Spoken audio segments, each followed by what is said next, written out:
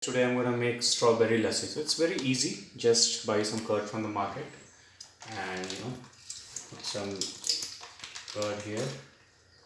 And I love the strawberries. I've already washed fresh strawberries. Just cut it into small pieces. So just keep bigger chunks because they will crushed in the mixie, right, in your food processor. I think I'll save one strawberry for the kids. This looks enough.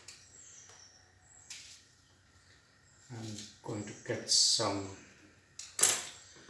sugar. While I get it, you just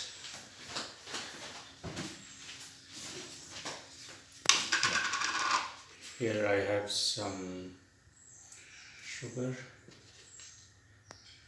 It is actually in a powder form so that it dissolves easily, right? And goodness, the strawberry shake will be ready. It's good for your health, good for your gut health as well, because it's curd also acts like a probiotic. All right. Oh, sorry, I forgot to put some water.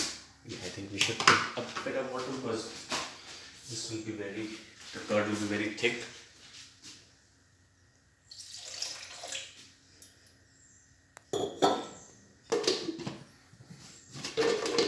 And just lock your food processor and give it a